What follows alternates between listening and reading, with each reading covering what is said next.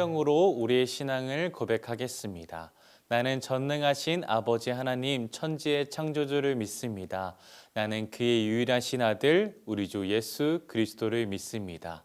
그는 성령으로 잉태되어 동정녀 마리아에게서 나시고 본디오 빌라도에게 고난을 받아 십자가에 못 박혀 죽으시고 장사된 지 사흘 만에 죽은 자 가운데서 다시 살아나셨으며 하늘에 오르시어 전능하신 아버지 하나님 우편에 앉아 계시다가 거기로부터 살아있는 자와 죽은 자를 심판하러 오십니다.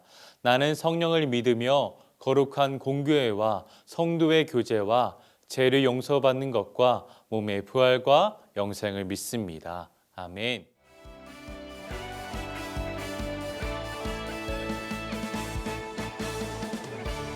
요동치는 바닷물 흔들리는 내 마음 아픈 공에 뒤는 군대 두려움 가득해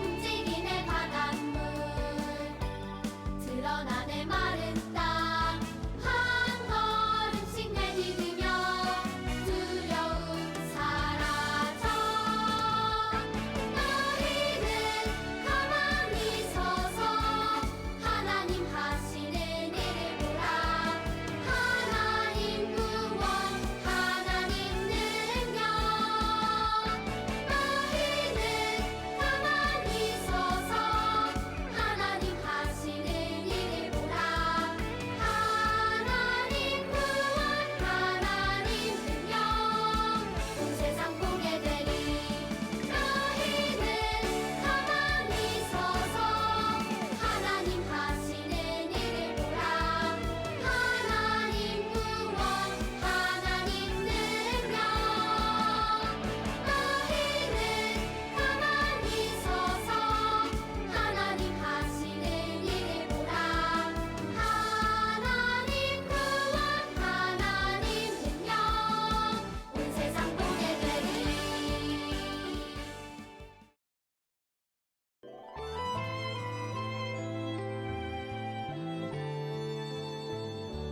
내가 실망하고 지쳐 있을 때 주님은 나를 기억하고 계세요.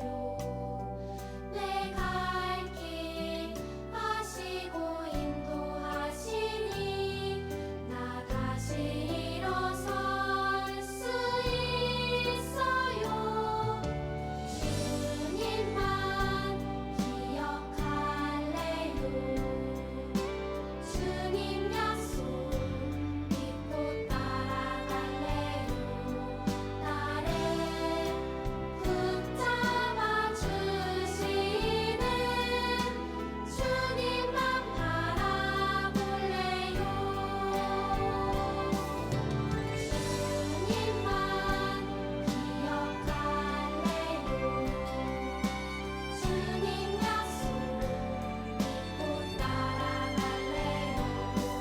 나를 붙잡아 주시는 주님만 바라볼래요. 주님만 바라볼래요. 주님만 바라볼래요.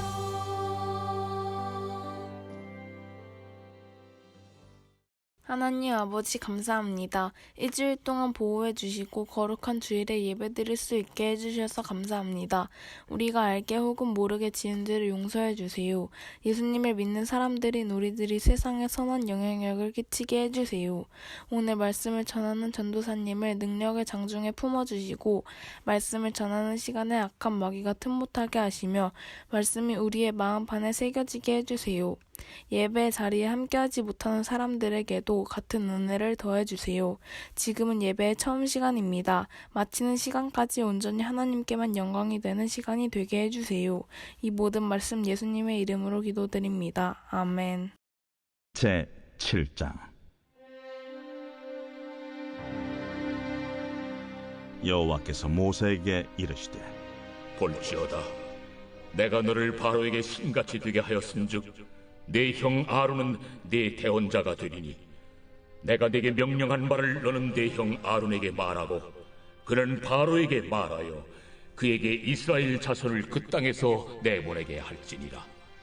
내가 바로의 마음을 완악하게 하고 내 표징과 내 이적을 애굽 땅에서 많이 행할 것이나 바로가 너희의 말을 듣지 아니할 터인즉 내가 내 손을 애굽에 뻗쳐 여러 큰 심판을 내리고 내 군대 내 백성 이스라엘 자손을 그 땅에서 인도하여 낼지라.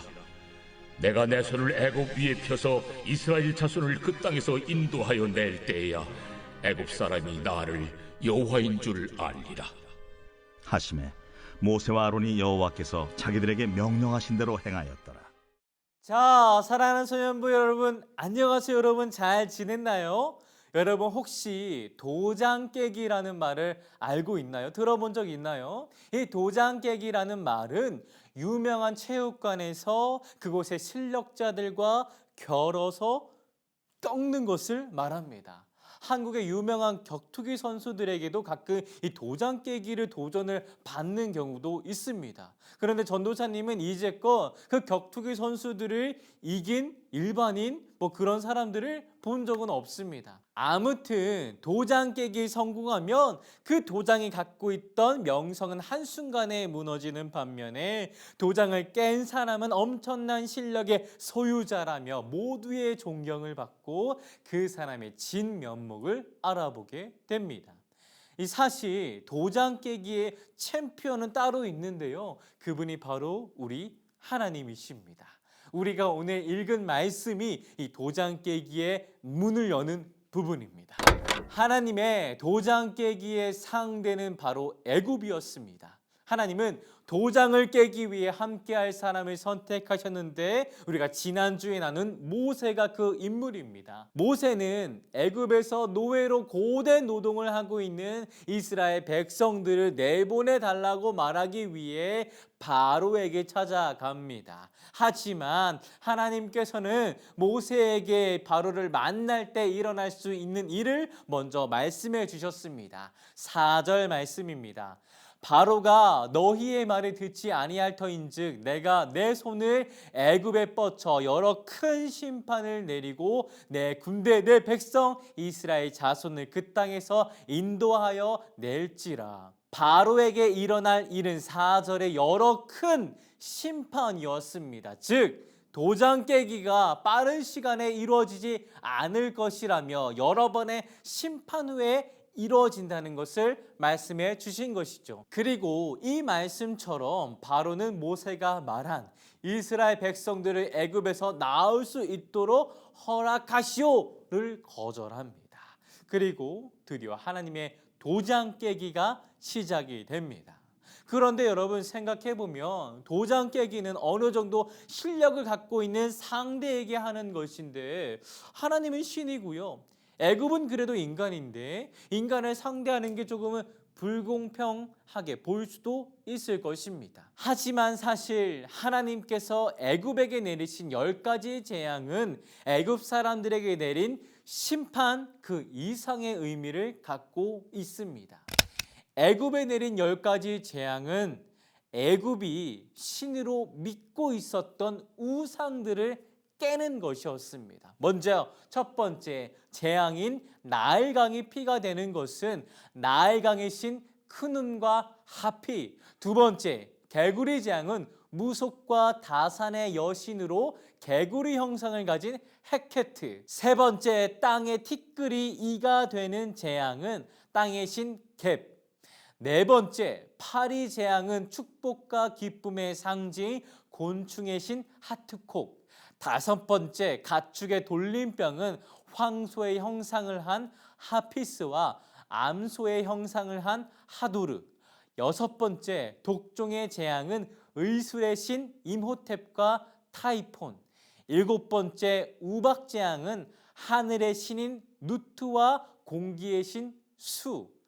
여덟 번째 메뚜기 재앙은 애굽을 곤충의 피해로부터 막아주는 곤충의 신 세린피아. 아홉 번째 흑암 재앙은 태양의 신이면서 애굽의 민족 신 라. 마지막으로 장자의 재앙은 생사의 신 오시리스, 생명과 치유의 여신 이시스, 생명의 수호신 셀케트를 상대로 하나님께서 하나하나 도장을 깨신 것입니다.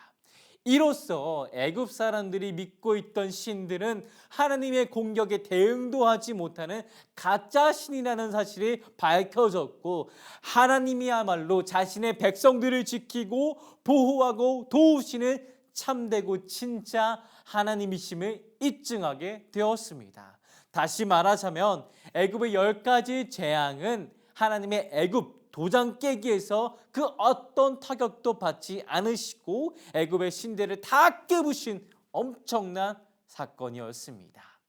그렇다면 우리가 살고 있는 지금 이 시대에도 하나님은 악의 무리를 향해 가짜 신을 향해 도장 깨기를 하고 계실까요? 여러분, 이 질문에 답하기 전에 또 다른 질문을 우리 스스로에게 던지고 싶습니다. 지금 이 시대를 살고 있는 우리는 하나님의 도장 깨기에 관심이 있습니까? 다시 묻자면 지금 이 시대를 살고 있는 우리는 하나님의 능력에 관심이 있습니까? 우리는 하나님의 도장 깨기에, 하나님의 능력에 관심을 두지 않습니다. 오히려 내 능력을 키우는 것이 먼저이고, 내 감정이 먼저이고, 내가 무엇인가 얻는 게 먼저이고, 그렇게 말하고 있고 그렇게 살고 있는 이 시대입니다. 사랑하는 소년부 여러분, 우리는 바보 같아서 시간이 지나면 변하고 사라지는 가짜신의 마음이 뺏기고 그 가짜신에 얽매이며 살고 있습니다. 그러나 오늘 말씀 속 모세가 만난 하나님은 어제나 오늘이나 영원토록 동일하신 분이십니다. 그 하나님은 영원히 살아계신 분이십니다. 그분이 오늘도 세상의 악을 상대로 도장 깨기를 하러 가십니다. 그리고 애굽 도장 깨기를 위해 모세를 부르셨던 것처럼 하나님께서 함께할 리더로서 우리를 부르고 계십니다.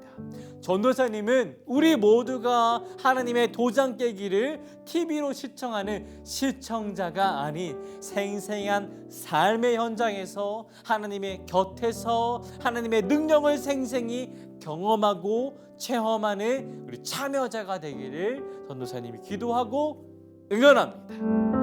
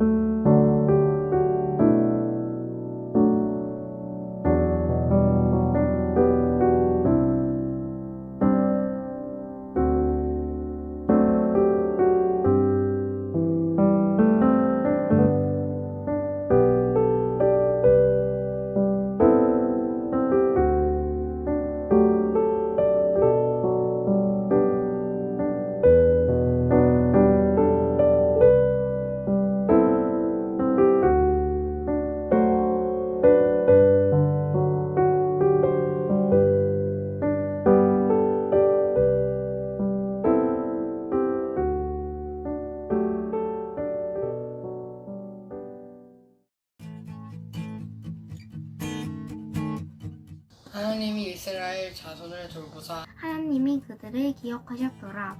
하나님이 이스라엘 자손들을 돌보셨고 하나님이 그들을 기억하셨더라. 하나님이 이스라엘 자손을 돌보셨고 하나님이 그들을 기억하셨더라. 하나님이 이스라엘 자손을 돌보셨고 하나님이 그들을 기억하셨더라.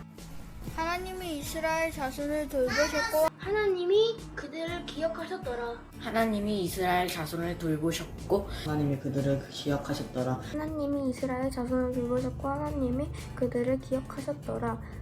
출애굽기 2장 25절 말씀. 아멘.